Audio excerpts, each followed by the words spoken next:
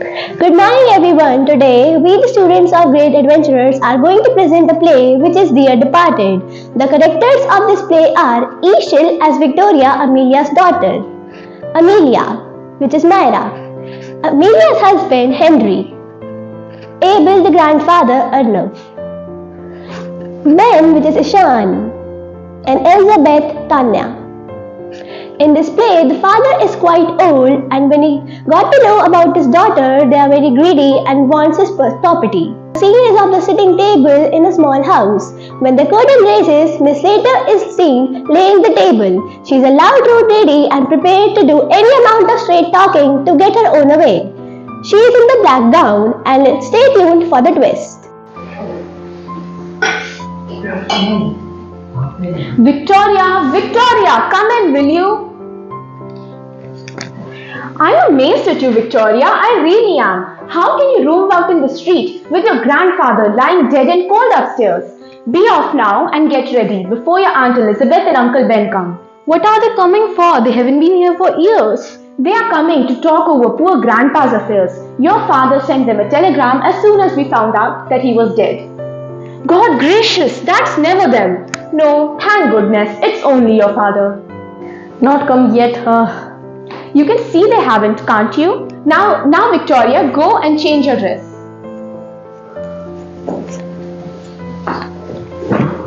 I'm not satisfied, but it's the best we can do till our new blacks are ready.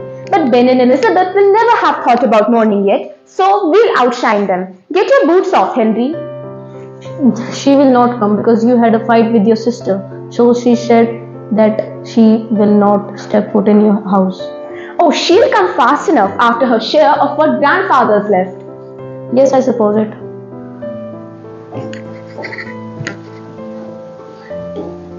Henry, I've been thinking about that bureau of grandfather's that's in his bedroom. You know I always wanted it. You can discuss with your sister only. Elizabeth's that chap. She'll see I'm after it and she'll drive a hard bargain over it. What it is to have a low money grubbing spirit. Elizabeth's never been here since grandfather bought the bureau. So if it was down here instead of up in his bedroom, she'd never guess it wasn't our own. So why don't we go up and get it right now and keep it down as our own? Fine, as you say.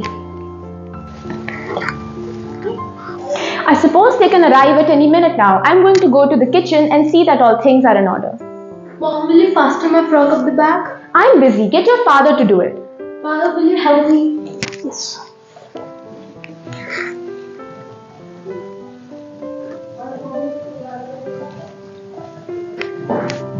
Mom, that's Grandpa's clock. I thought I'd bring this one down as well. I really like it and our clock is worth nothing. So be quiet now, it's ours.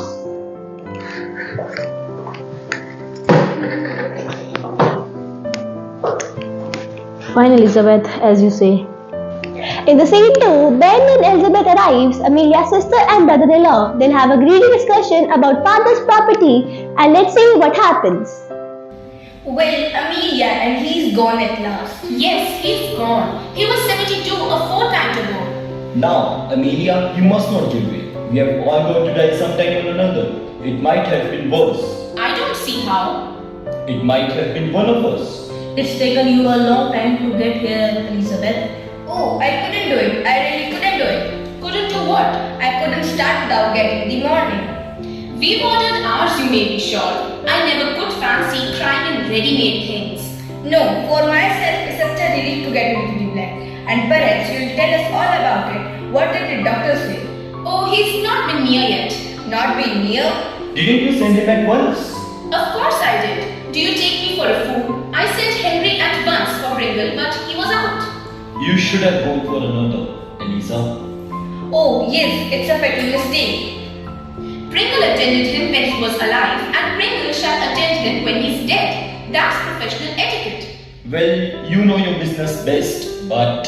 Yes, it's a fatal mistake. Don't talk so silly, Elizabeth. What good could a doctor have done? Look at many cases of person being restored to life hours after they were thought to be gone.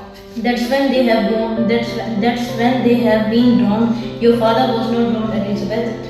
There wasn't much fear of that. If there was one thing he could not bear, it was water. Ben.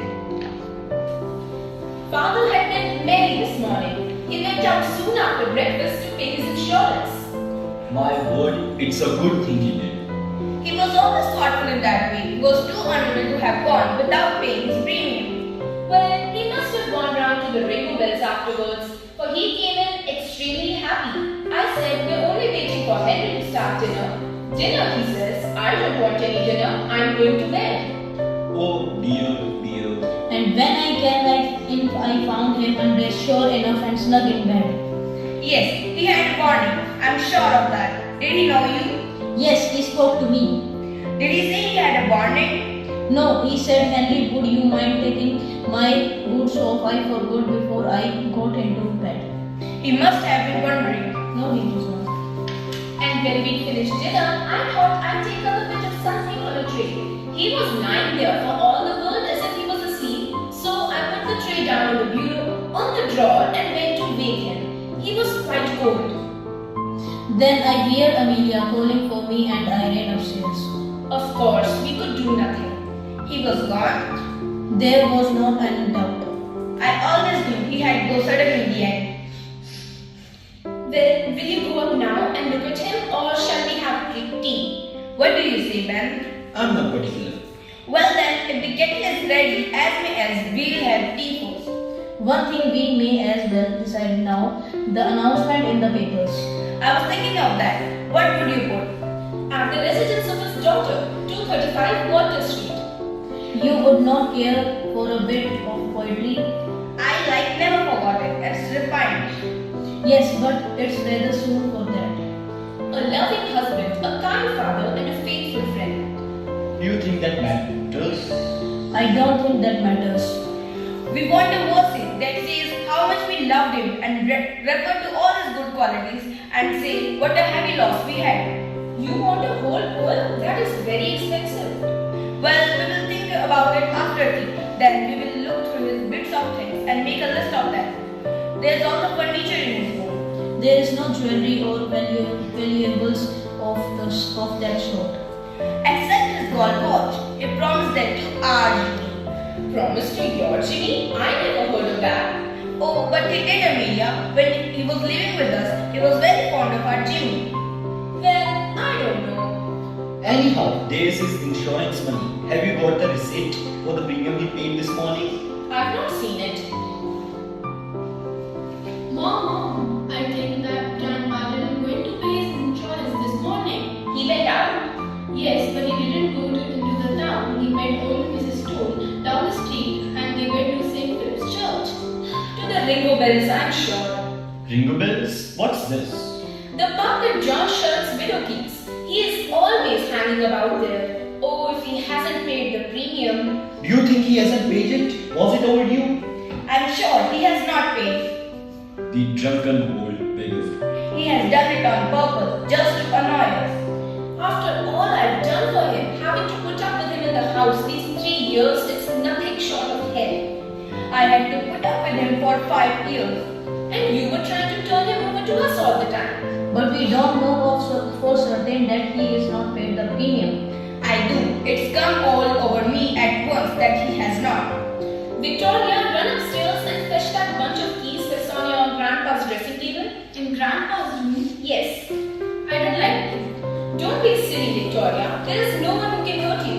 We'll see if he's locked the receipt under the bureau. In where? In this? Where did you pick that up, Amelia? It's new since last I was here. Oh, Henry picked it up one day. I like it. It's artistic. Did you buy it at auction? Where did I buy it, Amelia? Yes, at an auction. Oh, second hand. Don't show your ignorance, Ben. All artistic things are second-hand. Mom, What happened, my child? Grandpa is getting up. What? What do you say? Yes, Grandpa is getting up. This little girl is crazy. Don't talk so silly. Don't you know your grandpa's dead? No, he's getting up. I saw him. You had better go up and see for yourself, Amelia. Here, come with me, Henry. Hush, listen. In the scene, Elizabeth and Amelia are fighting for father's property, and let's see when they get to know that father is still alive and he's not dead. What's the matter with little Vicky? Hello, what brings you here? How's you been? Grandfather, Of course it's me. What the devil do you mean by this foolish behavior? He's not dead. Doesn't seem like it. You have kept away long enough, Lizzie. Now you have come. You don't seem happy to see me. You took us by surprise, Father. Are you keeping well? What? Are you quite well? I am right enough, but for a bit of a headache. I won't mind betting that I am not the first one in this house to be carried to the cemetery. Well, I never. Amelia, where are my new slippers? Aren't they in your room? I don't see them. Why you got them on, Henry? I told him to put them on to stretch them. They were that new and hard. Now, Henry. Well, I don't call that delicate. Stepping into dead men's shoes in such haste. Oh, Grandpa, I'm so glad that you're not dead. Hold your tongue, Victoria.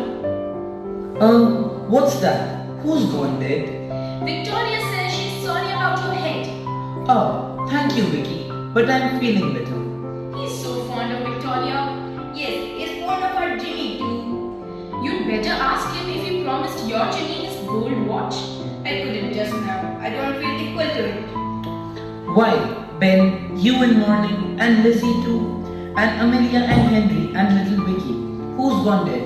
It's someone in the family? No one you know, Father, a relation of Ben's. And what relation of Ben's? His brother. Hang it, I never had them. Dear, dear.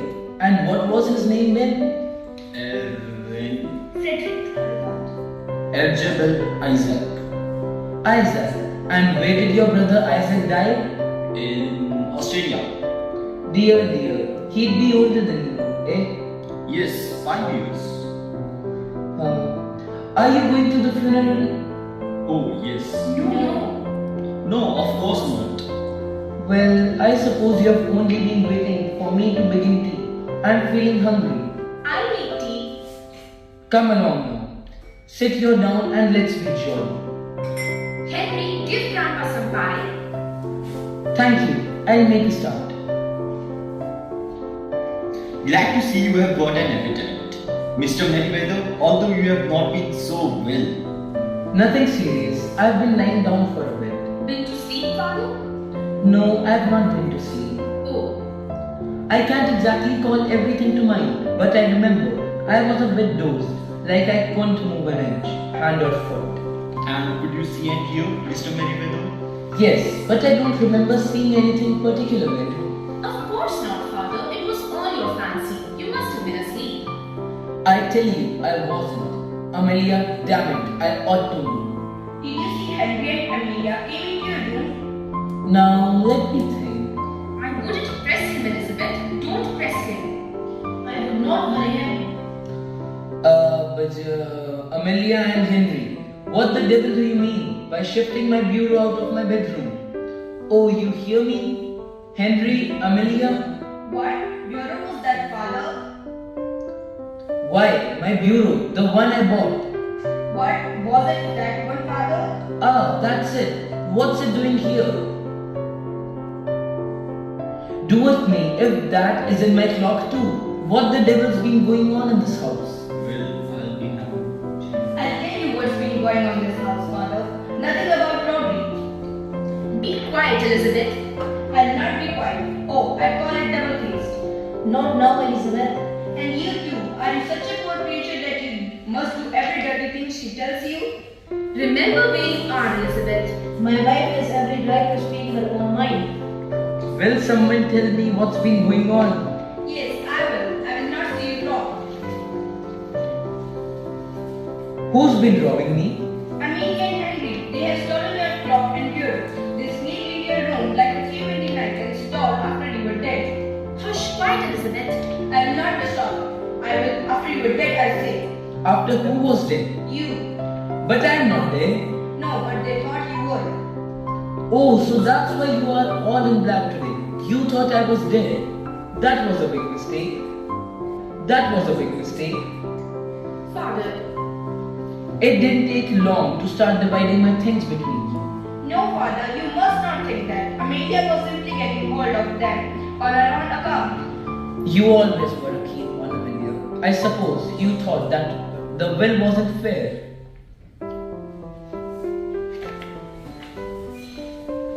Do you make a will? Yes, it was locked up in the bureau. And what was in it, father? That doesn't matter now. I am thinking of destroying it and making a new. Father, you'll not be hard on me. I'll trouble you for another cup of tea, Amelia. 2 lumps and plenty of milk. With pleasure, father. I don't want to be hard on anyone. I tell you what I'm going to do. Since your mother died, I've lived a part of the time with you, Amelia, and a part with you, Lizzie. Well, I shall make a new will, leaving all my bits of things to whomever I'm living with when I die. How does that strike you? It's a bit of lottery-like. And who do you intend to live with from now? I am coming to that. You know, father, it's quite a time you came to live with us. We had made you very comfortable. No, he's been with us as long as he was with you. I may be wrong, but I don't think father will fancy living on with you after what has happened today. So, you'd like to have me again, Lizzie? You know, we are ready for you to make home with us for as long as you please. What do you say to that, Amelia? All I can say is Elizabeth changed her mind in the last 2 years. Father, do you know what the quarrel between us was about? Amelia, don't be rude. Sit down. No, if I'm not to have him, you can't either. We quarreled because Elizabeth said she couldn't take you off our hands at any price. She said she had enough of you to last a lifetime and we've got to keep you. It seems to me that neither of you has any cause to feel proud about the way you have treated me. If I've done anything wrong, I'm sure I'm sorry for it. And I can't say more than that too. It's a bit late to say it now. You neither of you care to put up with me. No, No, Father. You both say that because of what I've told you about leaving my money. Well, since you don't want me, I'll go to someone that does. Come, Mr. Meriwether, you have got to live with one of your daughters. I'll tell you what I've got to do. On next Monday, I've got to do 3 things. I've got to go to the lawyer and alter my will, and I've got to go to the insurance office and pay my premium, and I've got to go to St. Stephen's Church and get married. What? Get married? He's out of his senses. I say I'm going to get married Who do? to Miss John Shorts, who keeps the Ringo bells. We had it find a good while now, but I was keeping it for a pleasant surprise. I felt I was a bit of a burden to you, so I found someone who think it is a pleasure to look after me. We shall be very glad to see you at the ceremony. Till Monday, 12 o'clock at St. Stephen's Church.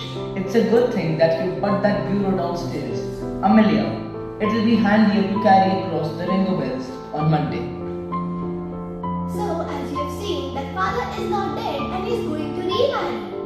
And the greedy daughters did not get any share of his father's property.